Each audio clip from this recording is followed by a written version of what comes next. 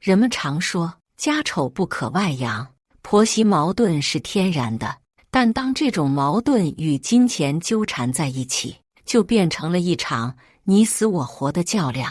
多少家庭因为一笔遗产而分崩离析，多少亲情在金钱面前显得如此脆弱。今天我想分享我的亲身经历。我不同意，这是我父母的血汗钱，你凭什么要我全部转给小杰？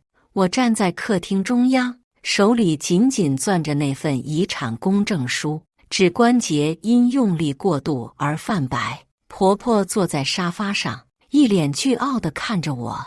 凭什么？凭我是他妈，你是他老婆，你们是一家人，钱就应该归他管。他的语气不容置疑，仿佛这是天经地义的事情。大家好，开始今天的分享之前，希望你能给人间烟火点个订阅，我将会分享更多优质的内容。妈，这事咱们能不能商量一下？小杰站在一旁，语气有些为难。商量什么商量？婆婆猛地站起来，指着我的鼻子。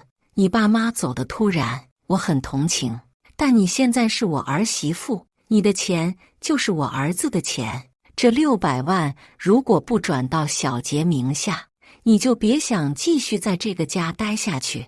我难以置信地看向小杰，希望他能说点什么，站在我这边，但他只是低着头，避开我的目光。我们结婚5年，他一直是个温和的人，从不与他母亲正面冲突，但这一次，我希望他能挺身而出。小杰，你说句话啊！我声音颤抖，这是我父母留给我的，他们走得那么突然，这笔钱对我来说不仅仅是金钱。小杰终于抬起头，眼神复杂。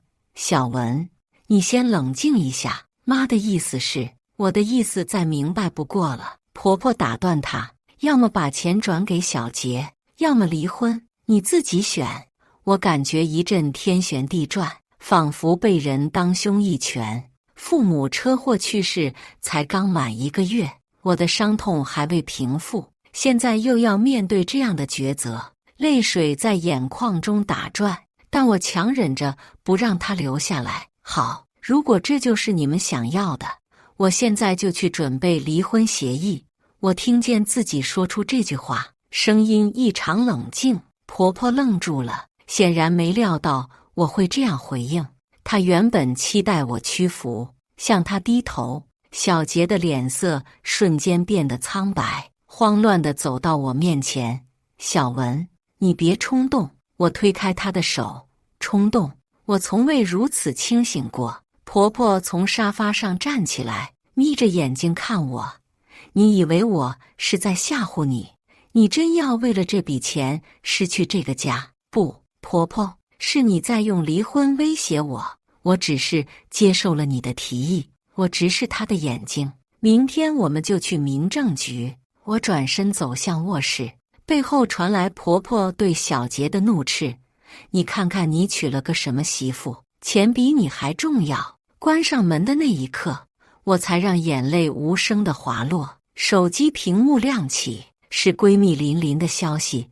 怎么样，告诉婆婆了吗？我回复，告诉了。她要我把所有遗产转给小杰，否则就离婚。琳琳立刻回复，这老太婆太过分了，你准备怎么办？我看着手机，在键盘上敲下，我答应离婚了。那晚我一夜未眠，躺在床的一侧，听着小杰在沙发上辗转反侧的声音。我们结婚5年，从未分床睡过，但今晚一切都不同了。凌晨3点，卧室门被轻轻推开，小杰的身影出现在门口。小文，你睡了吗？他小心翼翼地问。我没有回答，只是静静地看着天花板。他走到床边坐下，床垫因为他的重量而微微下陷。对不起，妈妈他，你知道他一直就这个脾气。小杰的声音中带着恳求。我们结婚这么多年，不能因为这点事就……这点事，我猛地坐起来。我父母刚去世，你妈就要逼我放弃他们留给我的全部。你管这叫这点事？小杰被我突然的情绪爆发吓了一跳，他伸手想要安抚我，却被我躲开。我没那个意思，我只是觉得我们可以好好商量。他放低声音，妈妈年纪大了，她有些固执，但她不是真的要我们离婚。我冷笑一声，那你告诉我，小杰，如果我不把遗产转给你，你妈会放过我吗？他沉默了，这沉默就是最好的回答，你知道吗？我深吸一口气，这钱对我来说不仅仅是钱，这是爸妈半辈子的心血，是他们对我的爱和牵挂。如果我把这笔钱给了你，对得起他们吗？小杰握住我的手，小文，我们是夫妻啊，你的就是我的，我的也是你的，这钱放在谁名下不是一样用？我抽回手，真的一样吗？如果一样，为什么不能放在我名下？为什么一定要转给你？他再次哑口无言。我转过身去，明天一早我就搬去琳琳那里住，等离婚手续办完，我们就彻底没关系了。小杰急了，小文，你不能这样，我爱你啊，爱我。我转过身来看着他，如果你真的爱我，现在就应该站在我这边，而不是和你妈一起逼我。他低下头，声音几乎微不可闻，我也很难，你知道我妈是什么性格，所以你宁愿伤害我，也不愿意让你妈不高兴，不是这样的。我打断他，我累了，小杰，这几年我忍让你妈所有的刁难，因为我爱你，但现在我连父母都失去了，我不能再失去他们留给我的最后一点东西。房间陷入沉默，只有窗外偶尔传来的车声。最终，小杰站起身，你先冷静一下，我们明天再谈。他走出卧室，轻轻带上门。我瘫坐在床上，眼泪不受控制地流下来。翻开手机，是我和父母的合影，那是去年春节我们一家人去旅游时拍的。谁能想到那会是我们最后一个团聚的春节？我抚摸着屏幕上父母笑容满面的脸，轻声说：爸妈，我不会辜负你们的。第二天一早，我收拾好简单的行李，正准备离开，婆婆拦住了我。你真要走？她盯着我的行李箱，声音里带着怒气和一丝不易察觉的慌乱。是的，婆婆，既然您提出了离婚，我想我们没必要在一起生活了。我平静地回答。你，她指着我，气得手指发抖。你以为你拿着那笔钱就能过好日子？没有我儿子，你什么都不是。我笑了笑，婆婆，恰恰相反，没有这个家，我可能会过得更好。正当气氛剑拔弩张时，小杰从卧室冲出来。小文，别走！他拉住我的手腕，眼圈发红。我昨晚想了一夜，你说的对，那是你父母的钱，应该由你决定怎么处理。我不该听妈妈的话，逼你。婆婆闻言大怒，小杰，你什么意思？你要为了这个女人跟妈作对？小杰第一次直视他母亲的眼睛。妈，小文是我妻子，她父母刚去世，她很伤心，我们不应该在这时候提钱的事。你被他迷昏了头！婆婆尖叫道，那可是600万啊，放在他名下，他要是卷钱跑了怎么办？我冷笑一声，婆婆，结婚5年，我一直尽心尽力照顾这个家，如果我真想离开，何必等到现在？小杰握紧我的手，妈，你太过分了，小文对这个家付出了那么多，你怎么能这样想他？婆婆见儿子站在我这边，语气软化了一些。我不是那个意思，我只是担心这么大一笔钱，妈，这钱是小文父母的心血，我们无权干涉。小杰态度坚定，我看着小杰，心中涌起一丝暖意。这是5年婚姻中，他第一次这么明确地站在我这边。但随即，我想起了这几年所有的委屈和隐忍。那些因为退让而吞下的苦水。小杰，谢谢你能理解我。我轻轻抽出手，但我已经决定了，我需要一段时间独处。小文，他声音哽咽。我拉起行李箱的拉杆。离婚的事，我们从长计议，但现在我需要离开这里。婆婆见我去意已决，突然变了脸色。走？你以为你说走就能走？小杰拦住他，那可是600万啊！小杰站在原地，没有动作。妈，够了！我推开门，回头看了一眼这个生活了5年的家。曾几何时，我以为这里会是我终老的地方，但现在它只让我感到窒息。走出小区，琳琳已经在路口等我。看到我拖着行李箱出来，她立刻迎上来，接过我的箱子。都办妥了。我摇摇头。小杰不同意离婚，但我已经搬出来了。他妈那个老妖婆也真是的，你父母刚走就盯上了遗产。琳琳愤愤不平。上了车，我靠在座椅上，突然感到一阵疲惫。说实话，琳琳，这次事件只是导火索，这几年的委屈太多了，我早就想过离开。琳琳发动车子，那就离开吧，趁现在你还年轻，没必要困在那个家里忍气吞声。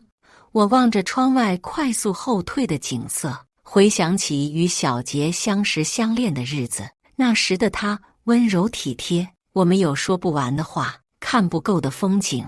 谁能想到婚后的生活会变成一场无休止的忍耐和妥协？你知道吗，琳琳？我轻声说。最讽刺的是，如果婆婆不提这事，我本来打算拿出一部分钱给小杰开公司的。琳琳握紧方向盘，这就是人性，给了他1寸，他就想要1尺。幸好你父母有先见之明，把钱都留给了你一个人。是啊，幸好。我闭上眼睛，想起父亲生前对我说过的话，女儿，在婚姻中一定要有自己的底气。当时我不明白，现在我懂了。手机响起，是小杰的电话。我犹豫了一下，还是接了起来。小文，求你回来，我们好好谈谈。他的声音急切。小杰，我现在需要冷静。我已经跟妈妈说清楚了，她不会再干涉你的遗产。我苦笑。真的吗？她这么容易就放弃了？电话那头沉默了一会，他说只要你拿出一部分给我们，剩下的你自己保管也行。我握紧手机，所以他还是没放弃。小杰，你明白我为什么要离开了吗？挂断电话，我感到一阵释然。也许离开这个家是我做过的最正确的决定。时间回到5年前，我和小杰的初遇是在一次公司联谊活动上。他是 IT 部的技术主管，而我是人事部的新人。他温文尔雅的气质立刻吸引了我，而他说他被我爽朗的笑声打动。那时候的爱情来得猛烈而纯粹，我们约会、旅行，分享彼此的梦想和烦恼。仅仅交往3个月，小杰就带我回家见了他的母亲。第一次见面，婆婆表现得彬彬有礼，甚至有些过分热情。她拉着我的手说，小杰从小就懂事，就是太听话，需要一个能干的女孩子照顾他。看到你，我就放心了。当时的我沉浸在爱情的甜蜜中，没有察觉到这句话背后的含义。直到婚后，我才明白，听话意味着小杰凡事都以他母亲的意见为主，而能干的女孩子则意味着我要承担起照顾小杰和服侍婆婆的全部责任。婚礼前，婆婆坚持要我父母出1半的婚房首付，虽然小杰的工资比我高出许多，父亲二话没说就答应了，还说只要女儿幸福，钱不是问题。婚后不久，婆婆就搬来和我们同住。起初她说是来帮我们照顾家务，但很快家务活全部落在了我身上，而他则成了这个家的总指挥。从我做的菜不合他口味，到我的穿着打扮不符合他的标准，再到我和小杰的生活习惯，他事无巨细地进行干涉和批评。小文，这盐放少了，一点味道都没有。小文，你看看你买的什么蔬菜都蔫了。小文，你们年轻人就知道睡懒觉，看看都几点了。每当我向小杰抱怨时，他总是说，我妈就这个性格，你多担待，她年纪大了，我们要孝顺。为了维护这段婚姻，我选择了忍让。我告诉自己，没有完美的婚姻，每个家庭都有不容易的地方。但随着时间推移，这种忍让逐渐变成了习惯，而婆婆的要求和批评也越来越过分。3年前，父亲的生意出现了危机，需要一笔资金周转。我想借出一部分我和小杰的积蓄帮父亲，却遭到了婆婆的强烈反对。那是我儿子辛辛苦苦挣来的钱，凭什么给你爸爸去周转？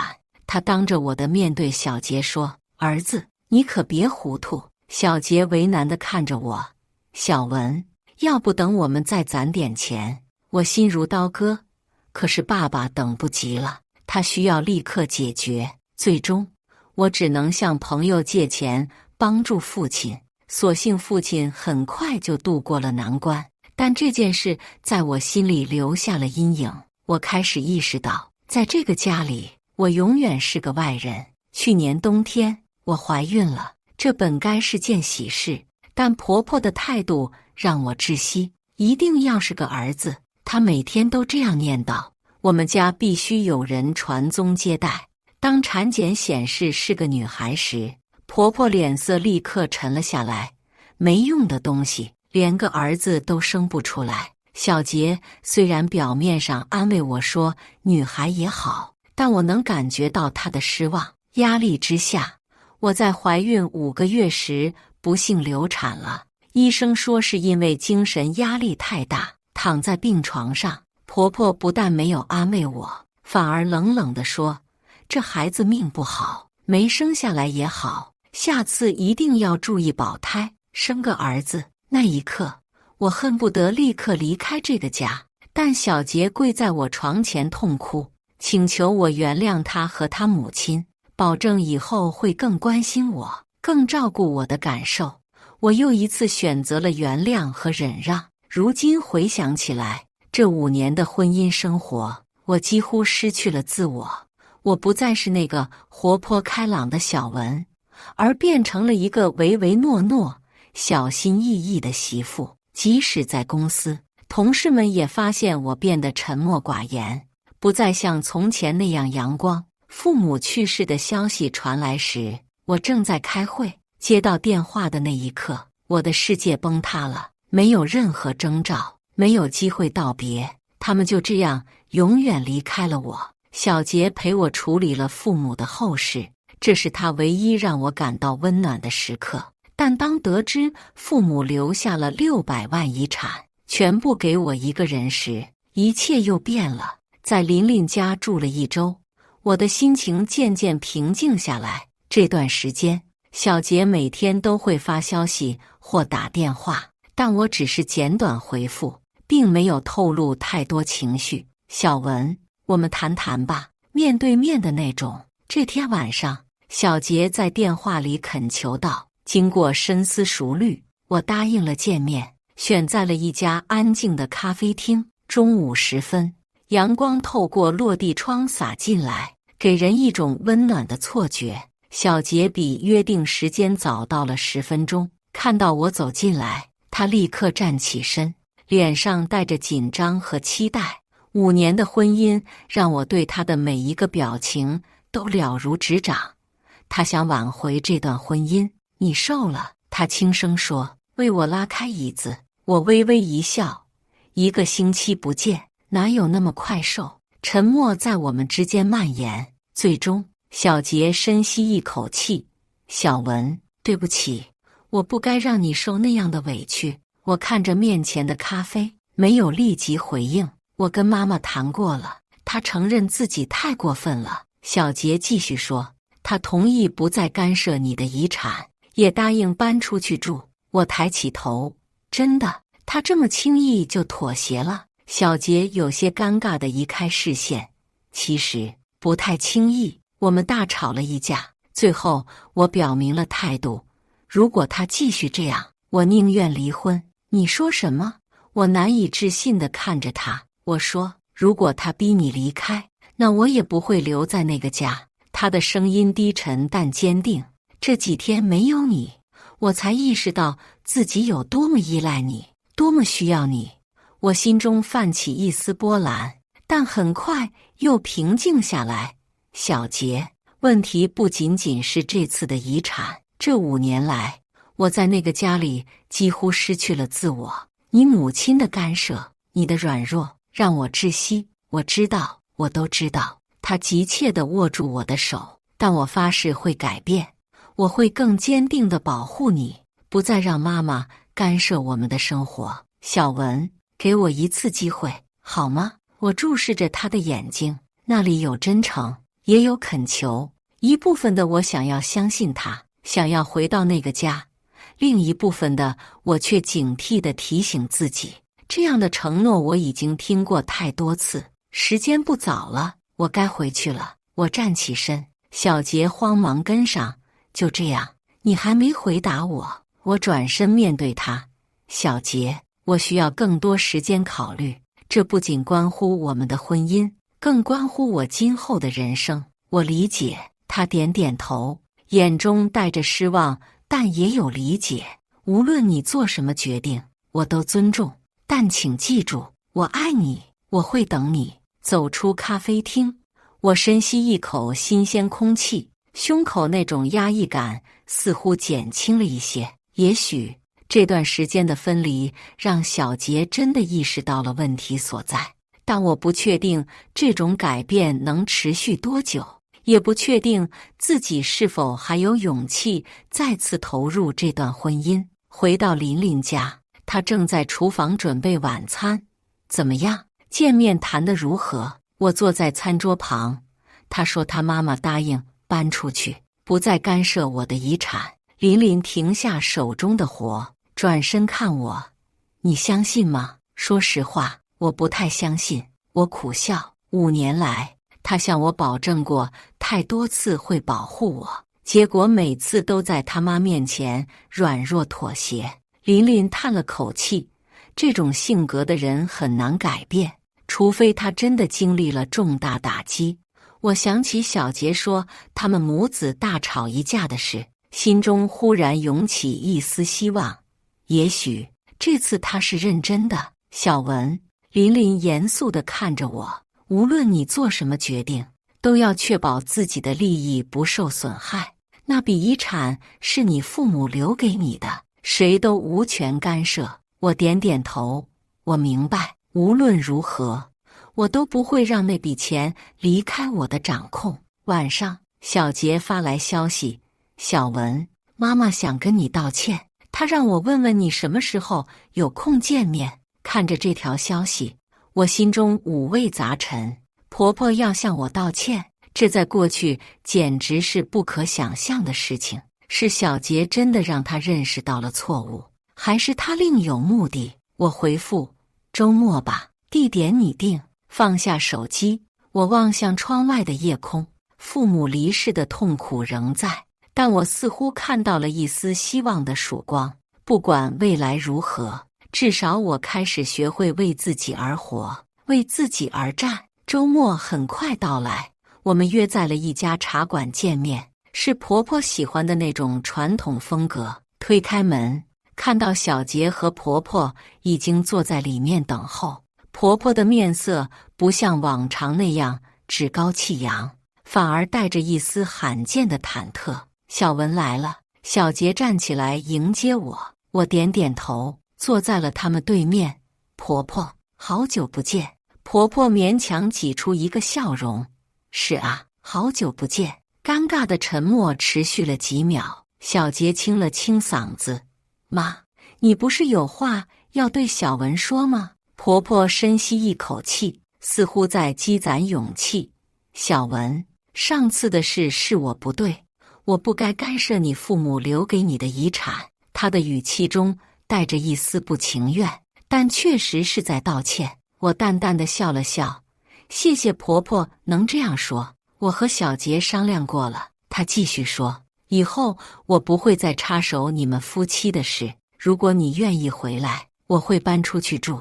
这番话出乎我的意料，婆婆一向是小杰为掌上明珠，寸步不离，现在居然愿意搬出去。妈是认真的，小杰解释道，我们找了一套离我们不远的小公寓，她可以自己住，我们也方便照顾。我看向婆婆，她的眼中确实有不舍，但也有一丝释然，这让我有些触动。婆婆，您不必搬出去，我们可以好好相处的。不，婆婆摇摇头，小杰说得对，你们年轻人需要自己的空间，我老了，应该放手，让你们过自己的生活。听到这话，我心中的坚冰开始融化。也许婆婆真的意识到了自己的错误，愿意做出改变。关于那笔遗产，婆婆犹豫了一下，我不该那样逼你，那是你父母留给你的钱，你有权决定怎么处理。我看着她的眼睛，想确认这话的真诚程度。过去几年，我已经学会了分辨她的真心与假意。令我惊讶的是，这次她眼中确实流露出真诚的歉意。谢谢您能理解，婆婆，我轻声说。小杰松了一口气，伸手握住了我的手。小文，你愿意搬回来吗？我没有立即回答，而是看向婆婆。婆婆，我想知道这些年您是怎么看我的？婆婆明显没料到这个问题，她愣了一下，然后叹了口气，说实话，一开始我觉得你不够好，小杰是我的独子，我总觉得谁都配不上他。她停顿了一下，但这些年我看到你是真心对他好，也尽心照顾这个家，只是我太固执，不愿意承认。这番坦白让我感到意外。5年来，我第一次听到婆婆如此坦诚地表达自己的想法。那您现在呢？我追问。现在我明白了，小杰的幸福才是最重要的。婆婆的声音有些哽咽，她这几天每天以泪洗面，我从没见她这么难过过。我才意识到她是真的爱你。小杰紧握我的手，小文，请你回来吧，我保证以后一定会保护你，不会再让你受委屈。我看着这对母子，心中的坚冰正在慢慢融化，但理智告诉我，不能完全放下警惕，我需要一些保证。我直视小杰的眼睛，如果我回去，我们必须建立明确的界限。婆婆可以留在家里，但家庭决定必须由我们2个人共同做出。至于那笔遗产，我会拿出一部分投资你的事业，但剩下的必须由我管理。小杰毫不犹豫地点头，我完全同意。以后家里的事，我们2个人说了算。婆婆也点头表示认同。小文，我答应你，以后不会再干涉你们的事。看到他们的态度，我心中的最后一丝疑虑也消散了。也许这次变故确实让他们意识到了问题所在，也许我们真的可以重新开始。好，我愿意回家。我终于说出这句话。小杰激动地站起来，几乎要欢呼出声。婆婆的眼中也闪烁着泪光。走出茶馆，阳光明媚，空气中弥漫着花香。我深吸一口气，感觉胸口的重担终于卸下。这段经历虽然痛苦，但也让我更加坚强，更加明白自己的价值。回家的路上，小杰一直握着我的手，生怕我会再次消失。他说，小文，这次经历让我明白，你比任何东西都重要。我不会再让你失望了。我微笑着看着前方，希望如此，因为这次我不会再退让了。时光飞逝，转眼1年过去了。那笔遗产，我按照承诺拿出了200万，帮小杰创办了自己的公司。剩下的钱，我用一部分购买了理财产品，一部分捐给了父母生前支持的慈善机构。婆婆搬回了她的老家，说是想享受安静的晚年生活。每个月我们都会去看望她，关系比以前融洽多了。她不再干涉我们的生活，而是真心祝福我们幸福。小杰的公司发展得很好，他变得更加成熟稳重，也更懂得尊重我的决定。每当我们面临重要抉择，他总会认真听取我的意见，然后我们一起做决定。最让我惊喜的是，3个月前我又怀孕了。这次无论是小杰还是婆婆，都没有对孩子的性别提出任何要求，只要健康就好，这是他们共同的心愿。昨天我们去医院做了产检，医生说是个女孩。听到这个消息，小杰兴奋得像个孩子，立刻开始构思女儿的名字和未来。回家路上，我问他：“你真的不介意是个女孩吗？”他认真地看着我：“小文，经历了那么多，我明白了什么才是真正重要的。有你在我身边，有我们的孩子健康成长，这就是我最大的幸福。”听到这话，我忍不住红了眼眶。这1年来的变化，让我看到了婚姻的另一种可能，不是一方不断退让，而是双方共同成长，互相尊重。今天早上，婆婆打来电话，说她想过来住几天，帮我们准备婴儿房。听到她温柔的语气，我不禁想起那段艰难的日子。如果当初我没有勇气站出来，如果我继续忍气吞声，现在的生活会是怎样？人生中有些转折点，需要我们鼓起勇气做出选择。那个决定离开的夜晚，我以为自己失去了一切，却不知道那正是新生活的开始。坐在阳台上，我抚摸着微微隆起的腹部，心中充满感激。感谢父母给我留下的不仅是那笔遗产，更是面对困境时的勇气和智慧。有人说，婚姻是爱情的坟墓，但我现在明白，真正的婚姻应该是爱情的花园，需要双方共同耕耘，才能开出美丽的花朵。小杰从身后抱住我，轻轻地问：“在想什么？”我靠在他怀里，微笑着说：“在想我们的未来会很美好的。”他坚定地说：“是的，会很美好的，因为我们都学会了珍惜，学会了尊重，也学会了在需要时勇敢地说不。有些时候，失去看似是一种遗憾，实际上却是一种重生。就像那笔引发一切的遗产，它不仅仅是金钱的价值，更是让我找回自我、重建家庭的契机。或许，这就是父母想要给我的最后一课。无论何时，都要有勇气为自己而活，为自己而战。当你被逼到绝境时，不妨转身离开，你会发现，那看似绝望的终点，其实是新生活的起点。